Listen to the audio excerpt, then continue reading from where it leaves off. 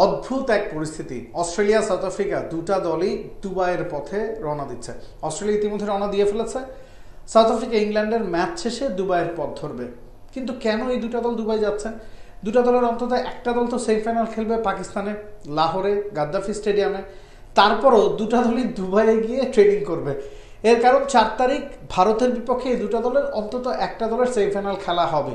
এখন Bharat New Zealand match শেষেই জানা যাবে যে অস্ট্রেলিয়া সাউথ আফ্রিকার কে ভারতের বিপক্ষে 4 তারিখে সেমিফাইনাল ম্যাচটা দুবাইতে খেলবে। যেহেতু সেটা জানতে জানতে 2 তারিখ শেষ হয়ে যাবে, সে কারণেই প্রস্তুতি নেওয়ার জন্য আগে ভাগেই অস্ট্রেলিয়া সাউথ আফ্রিকা দু দলই দুবাইয়ে ঘাঁটি কাটছে।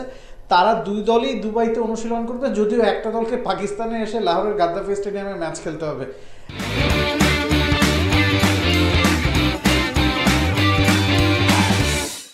এখন অস্ট্রেলিয়া না সাউথ আফ্রিকা কে ভারতের বিপক্ষে খেলবে সেটা কিন্তু নির্ভর করবে ভারত নিউজিল্যান্ড ম্যাচের উপরে।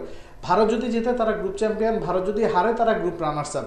এখন ভারত গ্রুপ চ্যাম্পিয়ন হোক, গ্রুপ রানার্স আপ হোক, তারা দুবাইতে 4 তারিখ সেমিফাইনাল খেলবে। এখন অস্ট্রেলিয়া সাউথ আফ্রিকা তাই সেজন্যই অপেক্ষায় আছে যে তাদের কোন দল ভারতের মুখোমুখি হবে।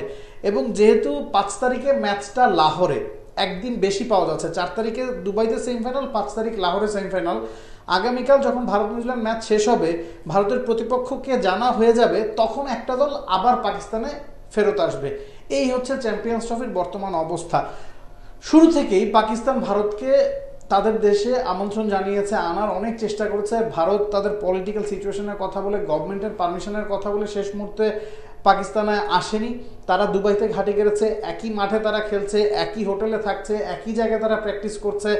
একটা এক্সট্রা অ্যাডভান্টেজ তারা পাচ্ছে এবং তাদের জন্য অন্য দলগুলোকেও কিন্তু বিপদে পড়তে হচ্ছে। এই যে অস্ট্রেলিয়া সাউথ আফ্রিকার কথা বলছিলাম, তাদের দু দলেরই আসলে দুবাইতে যাওয়ার কোনো দরকার ছিল না। যেহেতু তারা এখন পর্যন্ত পাকিস্তানের কন্ডিশনে মানিয়ে নিয়েছে এবং দুবাইয়ের কন্ডিশন সম্পর্কে তারা অজানা, সে কারণেই দুটা দল দুবাই যাচ্ছে শুধুমাত্র ভারতের বিপক্ষে সেমিফাইনাল ম্যাচটা খেলতে। অন্য দল ফেরত আসবে পাকিস্তানে।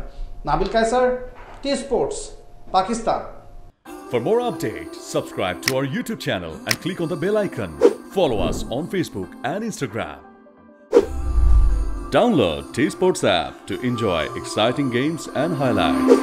Visit tsports.com.